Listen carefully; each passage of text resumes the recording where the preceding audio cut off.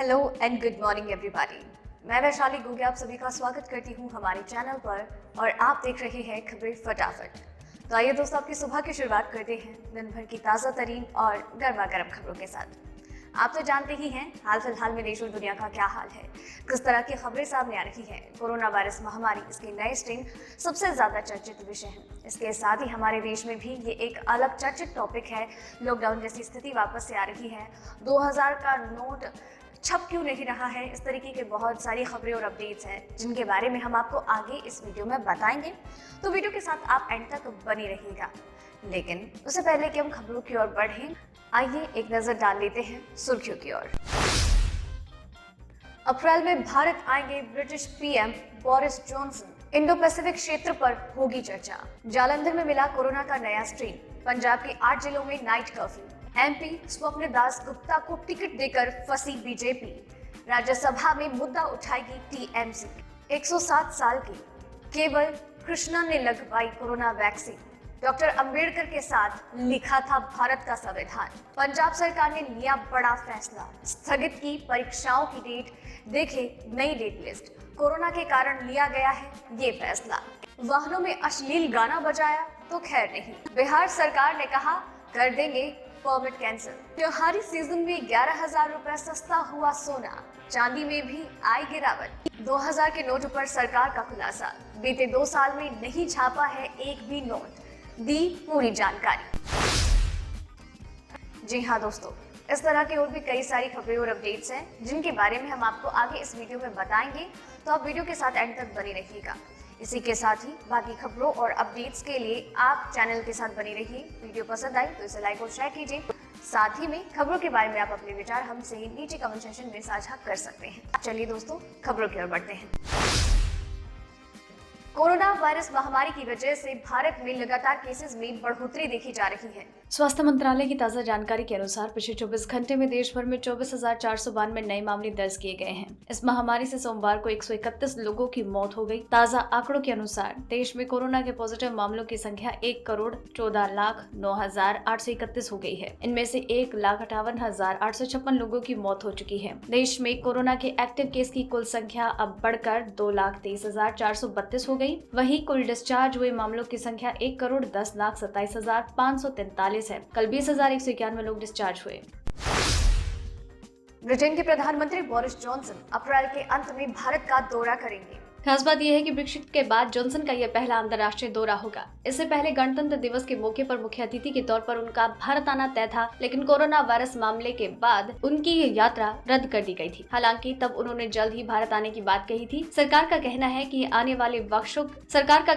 कि आने वाले वर्षों के लिए सरकार की नीति की एकीकृत समीक्षा के हिस्से के रूप में इंडो पैसिफिक क्षेत्र की ओर अपना ध्यान केंद्रित करेगा। डाउनिंग स्ट्रीट ने घोषणा की थी कि जॉनसन जनवरी 2021 को रणनीतिक रिश्तों को मजबूत करने के लिए यात्रा करेंगे। ये पूरे यूके में नौकरियों और निवेशों का समर्थन करता है। पंजाब के जालंधर, नवाशहर और शाहपुर में कोरोना वायरस का नया स्ट्रेन मिला है। इसके साथ ही 8 जिलों में नाइट कर्फ्यू लगा दिया गया है। मोहाली, जालंधर और लुधियाना में भी नाइट कर्फ्यू लगाया गया है। पंजाब के स्वास्थ्य मंत्री बलबीर सिंह सिद्धू ने कहा है कि वो मंगलवार को नवाशहर, जालंधर और शाहपुर जाकर स्थिति की समीक्षा करेंगे। स्वास्थ्य मंत्री ने कहा, जालंधर, नवाशहर और शाहपुर में नया स्ट्रेन मिला है। मैं कल इन जगहों पर जाकर स्थिति की समीक्षा करूंगा। मोहाली, जालंधर और लुधियाना सहित कम से कम 8 जिलों में नाइट कर्फ्यू लगाया जा चुका है। गौरतलब है कि कोरोना वायरस की दूसरी लहर में जिन राज्यों में केस तेजी से बढ़े हैं उनमें पंजाब भी शामिल है। देश की राजधानी नई दिल्ली में सोमवार को 39,000 लोगों ने एंटी कोरोना टीका लगवाया है, जिनमें से 21,622 सीनियर सिटीजन भी शामिल हैं। 45 से 59 साल की उम्र के करीब 3,429 लोगों को डोज दी गई है। सोमवार के दिन सबसे खास बात ये रही कि डॉक्टर अंबेडकर के साथ संविधान की ड्राफ्टिंग कमेटी के अंदर काम करने वाले 107 वर्षीय केवल कृष्णा ने भी कोरोना की वैक्सीन लगवाई। केवल कृष्णा ने 1918 के स्पेनिश फ्लू को भी देखा, तब वो सिर्फ 5 साल के थे। केवल कृष्णा के बेटे अनिल कृष्णा ने बताया कि देश में लॉकडाउन लगने के बाद उन्हें पहली बार घर के बाहर लाया गया। कोरोना वैक्सीन लगवाने के बाद केवल कृष्णा को किसी भी तरह की तकलीफ नहीं हुई।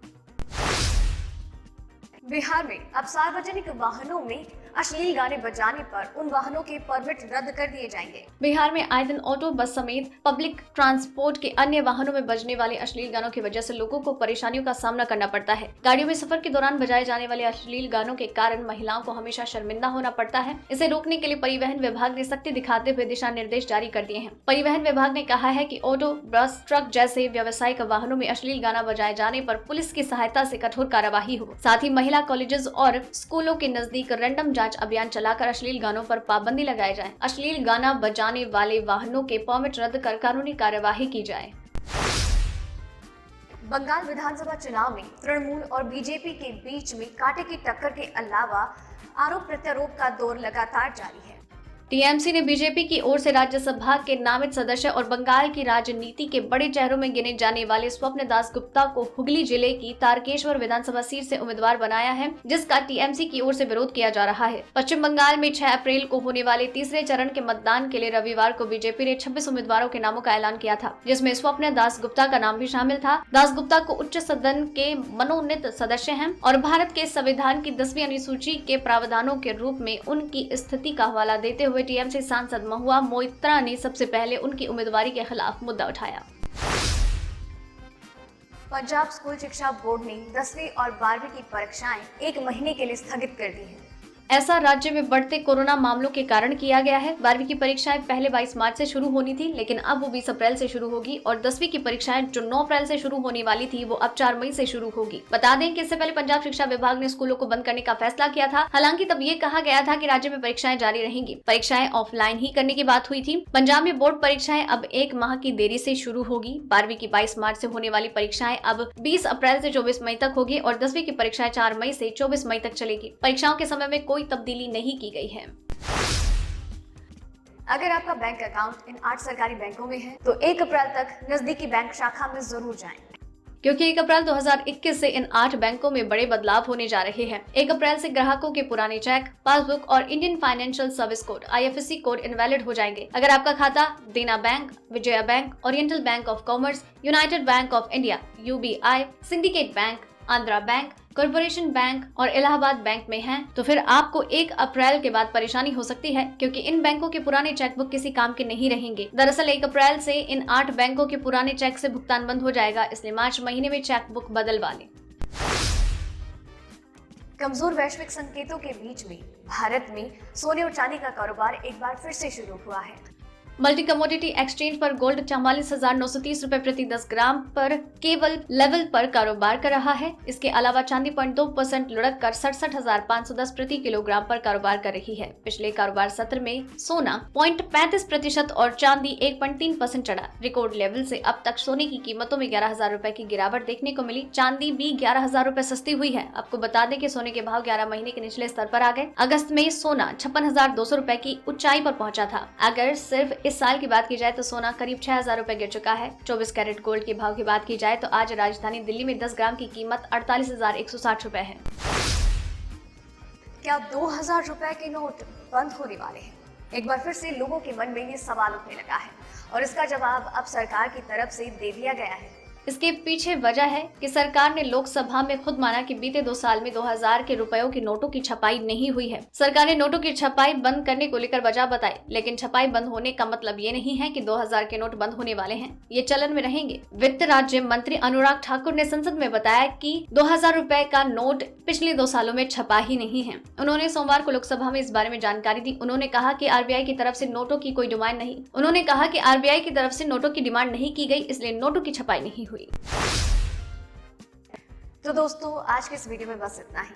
खबरों का ये सिलसिला यही खत्म करते हैं, लेकिन आप तक खबरें यूं ही लगातार पहुंचाते रहेंगे। आप बस चैनल के साथ बने रहिए और चैनल को सब्सक्राइब कर लीजिए और हम आप तक यूं ही खबरें और अपडेट्स लगातार पहुंचाते रहेंगे। आप चैनल को यूं ही सपोर्ट करते रहिए। वीडियो पसंद आ रही है तो लाइक और शेयर कीजिए। वीडियो को एंड तक देखा है आपने तो खबरों के बारे में अपने विचार हमसे साझा कीजिए और खुद का नाम मेंशन करना बिल्कुल मत भूलिएगा। धन्यवाद।